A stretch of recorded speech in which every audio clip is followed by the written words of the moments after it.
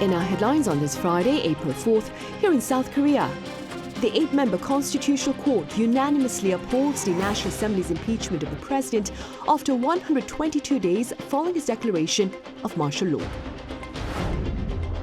And the opposition party assures the public about the strength of democracy, while the ruling party apologizes but pledges to regain public trust during the presidential election that needs to take place within 60 days.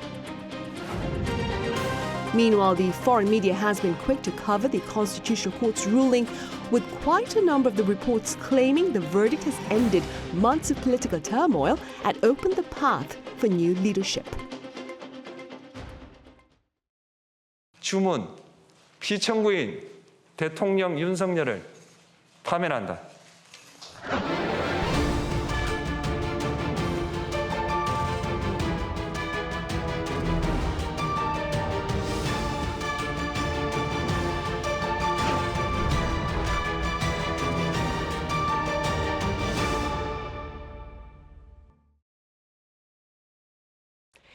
We start our newscast today with details of the Constitutional Court's verdict on the impeachment of the president. I have our correspondent Oh Soo-young standing by live. Soo-young, welcome. Now, you've been covering this case since the Parliament's impeachment paved the path to a trial at the Constitutional Court. Let's begin with the ruling itself, Soo-young. Sure, Sunny. So after 111 days, the constitutional battle between the President and the National Assembly has finally concluded after the Constitutional Court's unanimous decision. The current time is 11:22 a.m. Ruling. President Yoon is hereby removed from office. All 8 members of the bench decided to uphold President Yoon's impeachment, declaring his martial law declaration on December 3rd last year a grave violation of the Constitution and democratic principles. Beginning at 11 a.m., Acting Chief Justice Moon Young-bae delivered a collective decision upholding all 5 grounds for impeachment presented by the National Assembly throughout the trial on how Yoon's martial law order had disrupted the country's constitutional order. Yoon had made the unprecedented effort of defending himself in his impeachment trial hearings, arguing that martial law had been his constitutional right under the Constitution's Article 77, which allows martial law to be declared at a time of national emergency with the need to maintain public order. The court rejected Yoon's arguments, saying his reasons were unacceptable. By declaring martial law in violation of the Constitution and relevant laws, the respondent reenacted the historical abuse of emergency powers, throwing citizens into a state of shock and causing disruption across all areas of society, economy, politics and diplomacy. Now, Soo-young, this is the second time, I believe, in South Korean history that a sitting leader has been removed from office for violating the country's constitution. The verdict, as you mentioned earlier, was unanimous. Could you now fill us in on the violations that he has been found to have infringed upon, that is? Right, it certainly was a fascinating ruling. The written judgment showed that there had been no dissenting opinions among the justices. All 8 of them, the 8-member bench, supported all 5 grounds for impeachment presented by the National Assembly. And unlike what was speculated, there were no minority opinions on this. The court first reviewed Yoon's declaration of martial law. The court found that no genuine emergency nor severe disruption of public order existed to justify his imposition of the controversial measure. Yoon has cited the opposition-led National Assembly's legislative abuse, budget cuts and excessive impeachment motions against his administration as amounting to a state of national emergency. He also raised concerns of electoral fraud and concluded that he'd declared the martial law as a warning or appeal to the nation. The court dismissed these points as sufficient grounds to trigger martial law. While acknowledging intense political tensions, the court stressed that Yoon did have the democratic tools to resolve political disputes without resorting to unconstitutional actions. Also, Yoon's martial law did not meet procedural requirements, as he did not sufficiently consult the cabinet, nor did he promptly inform Parliament about the martial law proclamation, as is required under Article 77. Now, second, the bench said Yoon deployed military and police forces illegally to the National Assembly, infringing on lawmakers' constitutional rights and undermining democratic governance. Third, Yoon's martial law proclamation banned political activities, thereby infringing citizens' basic rights under the Constitution. Also, the former president ordered searches without warrant of the National Election Commission, breaching its independence. Now, the last reason was that Yoon infringed on judicial independence by attempting to locate former judges for potential arrest. The bench also emphasized that the impeachment case itself was legitimate, directly addressing procedural complaints raised by Yoon's legal defense and supporters. Now, having spent a record amount of time deliberating on this case, compared to past presidential impeachments, the 8 justices appeared determined to ground their ruling firmly in constitutional and democratic principles, clearly mindful of the very heavy historical responsibility placed on their shoulders. I see. All right, Seong, thank you for that coverage. That was our Oh Seong reporting live on the ruling by the Constitutional Court. Now, a few hours after the Constitutional Court's ruling, the former leader's legal team released a statement sharing his response. Our correspondent Kim Do-yeon joins me live with details on that. Do-yeon, welcome, and let's begin with the gist of that statement. Right, Sunny, there was a lot of speculation as to whether President Yoon will let out a statement if he were to lose the Constitutional Court case today. But the brief message, like you said, was given out through his legal team just a few hours after the ruling. While he didn't directly mention the Constitutional Court's ruling, he thanked his supporters and said, quote, "I am sincerely grateful for your unwavering support and encouragement, even when I fell short. I deeply regret not being able to live up to your hopes and expectations," end quote. Now, the office itself will be supporting acting President and Prime Minister Han Duck-soo. However, at around 3:30 p.m., through a written statement, the presidential office said that the Chief of Staff for Policy, and the National Security Advisor, along with all senior-level secretaries, have passed on their intentions to resign to the acting president. Whether the acting president will accept their resignations is something to look out for. Right, Do-yeon, I see. Meanwhile, Do-yeon, what are the protocols in place now that the court has upheld the presidential impeachment? I understand he is currently residing at the presidential residence as we speak. That's right, Sunny. Today marks day 1060 since his inauguration. Just moments after the ruling, we saw the phoenix symbol, the symbol of presidential office, the flag coming down from this building just a few moments after the ruling. Yoon Suk-yeol is now a civilian. As you said, he is still at the presidential residence and will have to leave, but there are no clear rules for that, so we will have to wait. Former President Park Geun-hye left the former presidential Blue House 2 days after her ruling, but as I say, there is no written rule about this. Yoon is expected to return to his home in the Seochugu district in Seoul. From this point on, he will not be treated as a former president due to today's ruling. This means no presidential pension or a spot at the National Cemetery. The Presidential Security Service will no longer be fully protecting him, but because he has state confidential information, there will be a downside security team to at least guarantee his safety. This goes on for at least 5 years and 10 at the maximum. Right, Do-yeon, and before you leave us, one quick question. What's the latest with regard to the criminal case on charges of insurrection? Right, as he became a civilian, it'll be much easier for the prosecutors now to call Yoon in for further questioning, as he won't have an official security system operating to protect him. Now, that wasn't the case until recently, as we had seen some conflict between the investigators for the criminal case and the Presidential Security Service. Keep in mind, in South Korea's legal system, if Yoon is convicted of leading an insurrection, he could face life in prison or the death penalty. On top of this, he has other accusations that he will have to deal with now as well. Presidents can't be charged with any crime except for insurrection or treason, but now that he's a civilian, there could be additional legal battles brought against him. All right, Do-yeon, thank you very much for that report. Meanwhile, at the parliament, the reactions from rival political parties stood in sharp contrast. For more, our National Assembly correspondent Jinhae Gunhangjae joins me now. Hae-young, welcome. So, what have you been hearing? Well, Sunny, the reaction from lawmakers across the aisle stands poles apart here at the National Assembly. The ruling People Power Party, which had hoped to overturn the impeachment, fell silent as the court unanimously removed Yoon from office. And interim leader Kwon Young-se said that while the decision is regrettable, the party accepts the outcome and apologized. Take a listen. First and foremost, we sincerely apologize to the people. We take full responsibility for not fulfilling our role as the ruling party.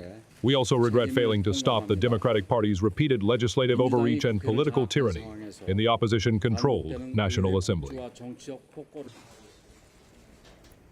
PPP lawmakers gathered after the ruling to discuss the party's response and next steps, where its floor leader Kwon Song-dong urged unity and emphasized the need to focus on winning the presidential election, which is just 2 months away. Meanwhile, Hae-young, I believe the opposition party welcomed the court's verdict. You're right, Sunny. After the ruling, cheers broke out among the main opposition Democratic Party, which was at the forefront of the opposition-led push in the parliament to remove Yoon from office. The party welcomed the decision, and DP leader Lee Jae-myung expressed gratitude to the public, saying they had taken back their democracy. Take a listen. A sitting president being impeached for the second time is a tragedy that should never happen again in Korea's constitutional history. Now, a new chapter begins. With the people, we will work to restore livelihoods, peace, the economy, and democracy through unity. Meanwhile, a plenary session was held at the National Assembly this afternoon, where an opposition-led impeachment motion against Finance Minister Choi Sang-mok was expected to be put to a vote. However, before the session, the DP decided to refer the motion to the Judiciary Committee instead of voting on it immediately. Moving forward, Hae-young, as you mentioned earlier, we are looking ahead to an early presidential race. Do tell us more.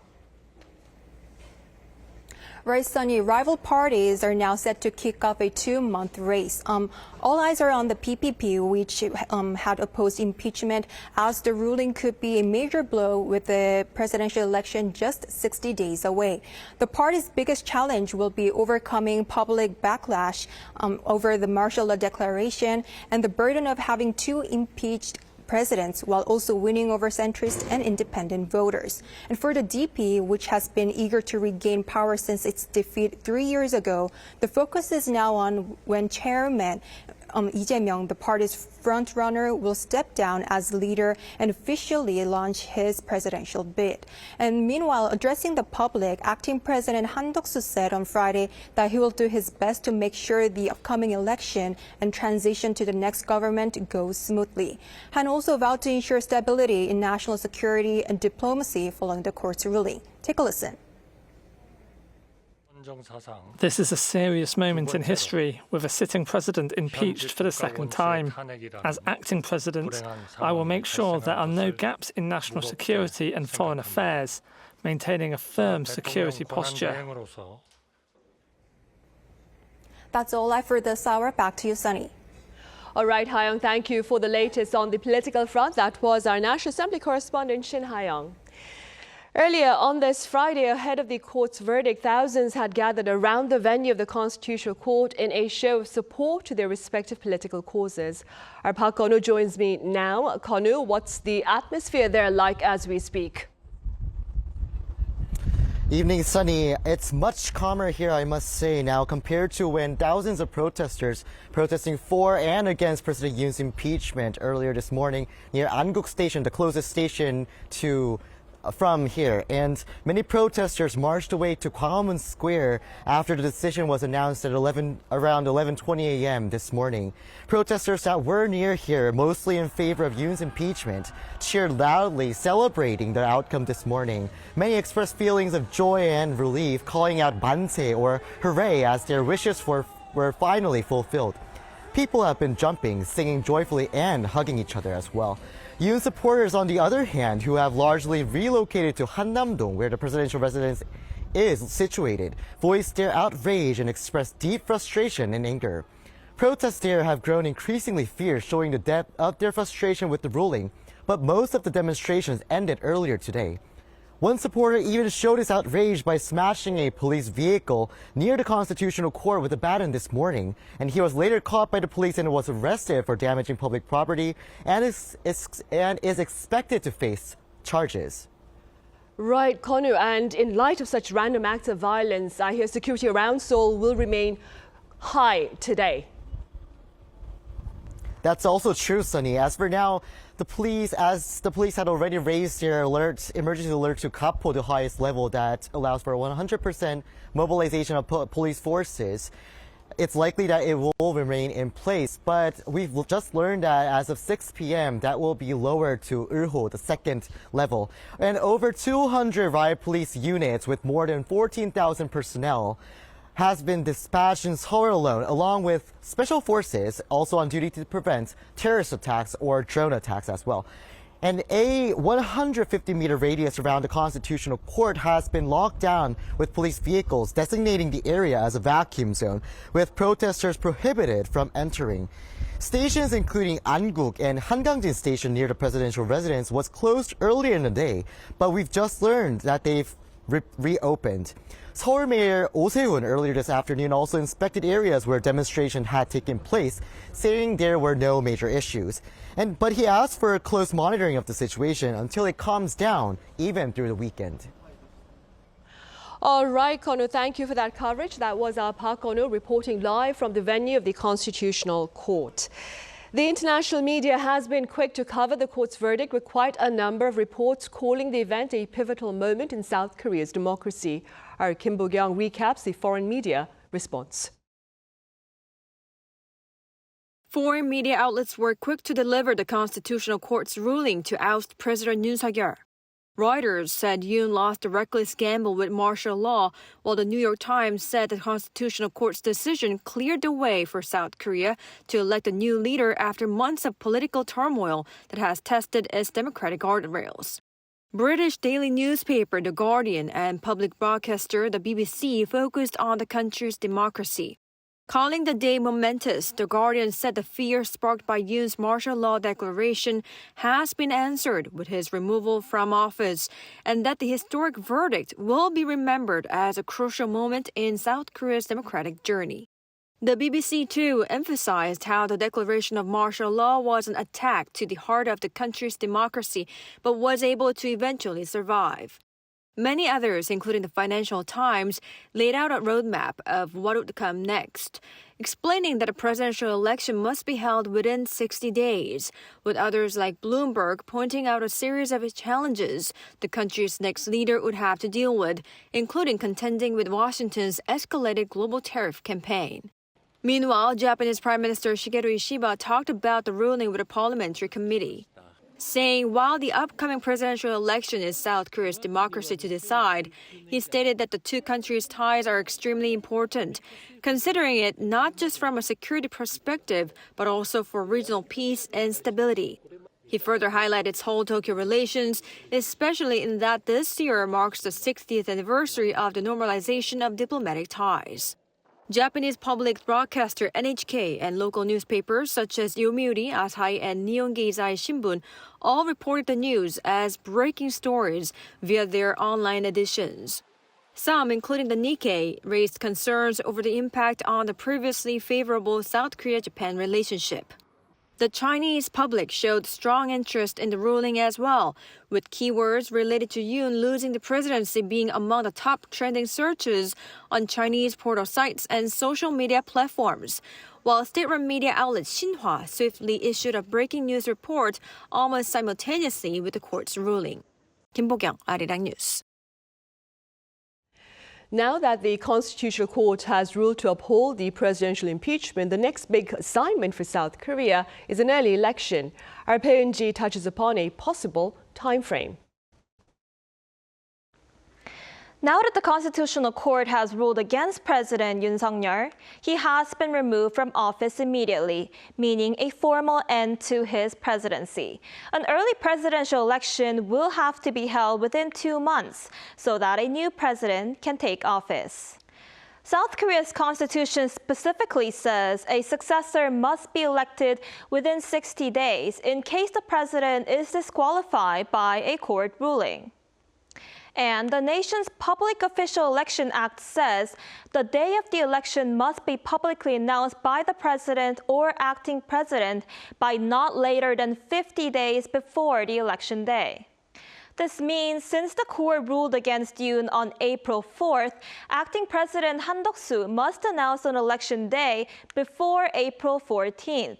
The National Election Commission has already said that if a snap election were to take place, it would be sometime between May 24th and June 3rd.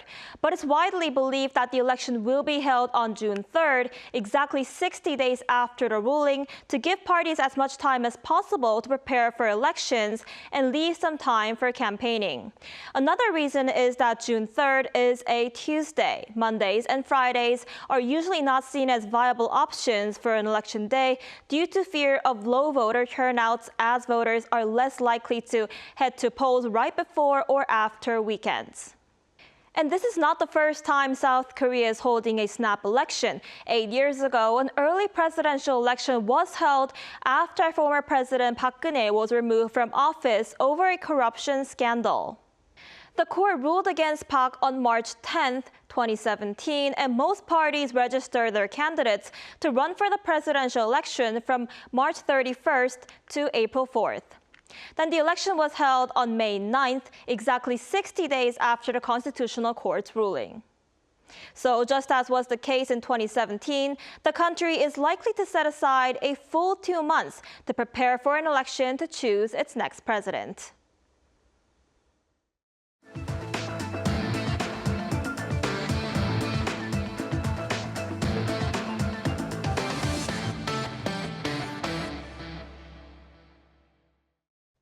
Much confusion over the Trump administration's tariff set for South Korea has been settled, with all Korean imports into the American market slated to face a 25% import duty. Our correspondent Lee Soo-jin explains.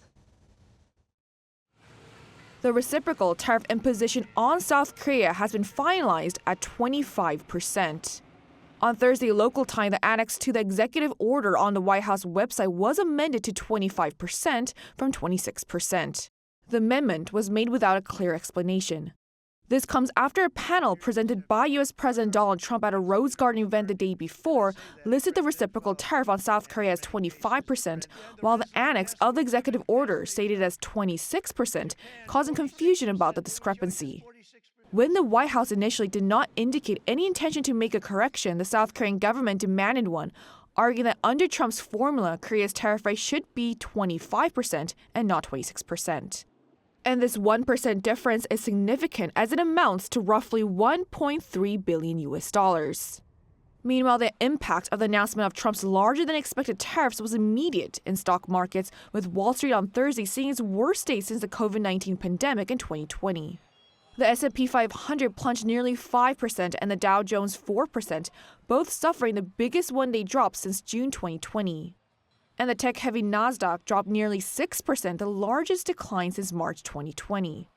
Trump, however, in response to a question about the severe impact of his tariffs, dismissed concerns. The markets are going to boom, the stock is going to boom, the country is going to boom, and the rest of the world wants to see, is there any way they can make a deal? But market analysts are less optimistic. It is nerve-wracking to watch markets go down by a couple of % in a day, but my career spans back to the 1987 crash. So this one still ranks up there as very concerning anytime markets are down with this amount of vehemence, if you will, especially on unexpected news. It's worrisome. Analysts say the sharp decline reflects investor concerns that U.S. companies reliant on global supply chains could soon be subject to retaliatory measures from trading partners. In the meantime, Trump says he's open to negotiations. Lee Soo-jin, Arirang News. Right, and against the backdrop of heightened trade uncertainties amid U.S. tariffs on all imports into its market, the foreign ministers of South Korea, the U.S. and Japan sat down in Brussels on the margins of a NATO meeting. And as our Ising-jae says, security and trade concerns topped the agenda of the latest talks. The top envoys of Seoul, Washington, and Tokyo held talks in Brussels on Thursday, a day after U.S. President Donald Trump announced his reciprocal tariffs. The meeting between Foreign Minister Cho Tae-yeol, U.S. Secretary of State Marco Rubio, and Japanese Foreign Minister Takeshi Iwaya took place on the sidelines of a foreign ministerial meeting of members of NATO and its partner countries. According to Seoul's foreign ministry, Cho expressed deep concern over the U.S. reciprocal tariffs, asking the U.S. to consider the implications for the alliance as well as investments in the U.S. In response, Rubio reiterated President Trump's stance that the reciprocal tariffs have been introduced to readjust the trade imbalance. However, the U.S. Secretary of State stressed that it's now important to hold new negotiations based on the readjusted levies, raising the possibility that talks could take place between Seoul and Washington on adjusting the 25% tariff. Meanwhile, Foreign Minister Cho also called for cooperation among NATO member countries in dealing with the North Korea-Russia military alliance, which he says could lead to a security decoupling between the U.S. and its allies. He further called on member countries to prevent Pyongyang from believing it can secure advanced military technology that can directly threaten the global community. Ising-jae, Arirang News. On a light note now, earlier this week we covered the colorful sights and sounds of spring. Well, we have more related coverage today as our An Sung-jin made her way to a cherry blossom festival. Do take a look. Spring has returned. Streets filled with cherry blossoms greet those who have made their way to Jinhae district in the south coast city of Changwon. The 63rd Jinhae Gunhangjae, which lasts for 9 days, is the mecca of spring cherry blossoms, with more than 2 million visitors every year. The cherry blossom, a symbol of spring here, is already reaching its peak here. People are out here with their family and friends to enjoy the beautiful colors and its scenery. We're so happy to be back in Jinhae. We were here in 2013, just the two of us, and now we're here with our 3 kids. Beautiful weather and the cherry blossoms are in full bloom. It's beautiful. I am so proud that in our country and here in Jinhae, there is such a beautiful spring blossom path. We are in our last year of high school, so we originally came out here for graduation photos, but it feels so refreshing to see all these pretty blossoms. The town's top cherry blossom spots including Gyeonghwa Station, an old closed-down railway station and its train tracks, as well as the Yeojacheon stream. Most areas in the south of the country have seen cherry blossoms bloom, yet with the sudden colder breeze in some areas, especially up north, they still need some time to fully bloom.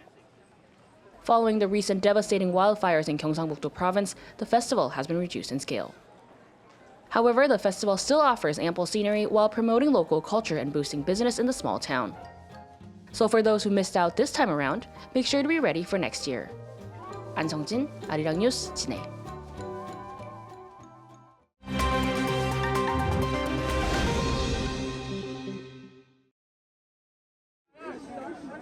This is The World Now, bringing you the latest stories from around the globe. In the Middle East, amid expanded military operations by Israel in Gaza, an Israeli airstrike on a former school being used as a shelter in Gaza City has resulted in significant casualties. On Thursday local time, an Israeli airstrike hit the Dar al-Arqam school in the Tufa neighborhood of Gaza City, which was serving as a shelter for displaced individuals. According to the Gaza Health Ministry, at least 27 people were killed, including 14 children and 5 women. It says over 70 others were injured. The Israeli military said that the strike targeted a Hamas command and control center and asserted that measures were taken to minimize civilian harm. The incident is part of a broader escalation, with Israeli forces expanding strikes and issuing evacuation orders across Gaza. Hungary has announced its intention to withdraw from the International Criminal Court as the country's prime minister welcomed Israeli Prime Minister Benjamin Netanyahu's official visit to Budapest. Netanyahu had received an arrest warrant from the ICC in 2024. On Thursday local time, Hungarian Prime Minister Viktor Orbán declared plans for Hungary to withdraw from the ICC, calling the court a political institution. The announcement was made during Netanyahu's first visit to Europe since the ICC in May 2024 issued an arrest warrant against him and his former defense minister, as well as 3 top officials of Hamas for alleged war crimes. Orban stated that the withdrawal process would begin immediately, involving legislative action and formal notification to the United Nations. The procedure is expected to take about 1 year. Netanyahu praised Hungary's decision, describing it as bold and principled. In Brussels, U.S. Secretary of State Marco Rubio met with Danish Foreign Minister Lars Løkke Rasmussen on the sidelines of a NATO meeting on Thursday local time for their first high-level talks since President Donald Trump's renewed interest in acquiring Greenland. Rasmussen firmly stated that Denmark would object to any U.S. claims on Greenland, while Rubio reaffirmed the strong relationship between the U.S. and Denmark. Shortly after their meeting, Denmark's Prime Minister, who is also on a visit to Greenland, voiced support on Thursday for enhanced Arctic defense collaboration with the United States, but firmly dismissed U.S. attempts to annex the Arctic island. Finally, Nintendo unveiled the Switch 2, the successor to its popular gaming console, released more than 8 years ago during preview events in New York City and Paris on Wednesday. The official release is slated for June 5th, with the console priced at approximately $450 $150 more than the original's starting price. A bundle including the new game Mario Kart World will be available for $500. Key upgrades over the original Switch include a larger 7.9-inch screen with a brighter display and higher resolution, as well as a faster processor. Pre-orders at major retailers, both online and in stores, will begin on April 9th. Choi Ji-hee, Arirang News.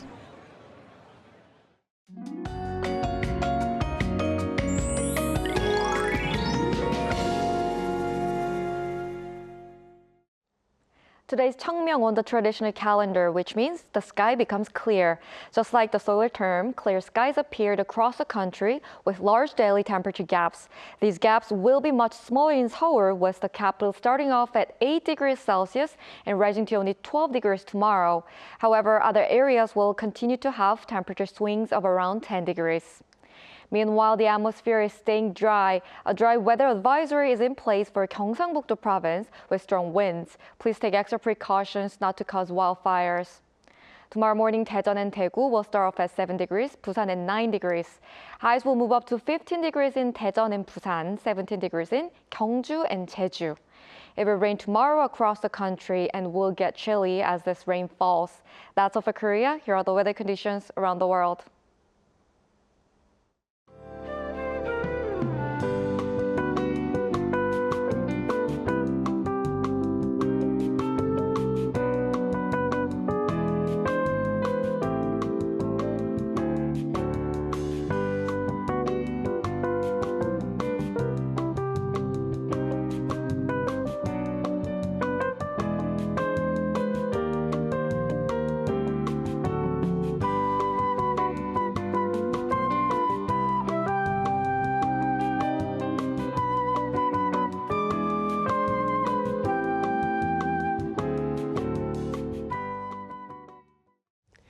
Right, those are the headlines at this hour here in South Korea. Coming up right after this break is our daily panel session. Do stay with us.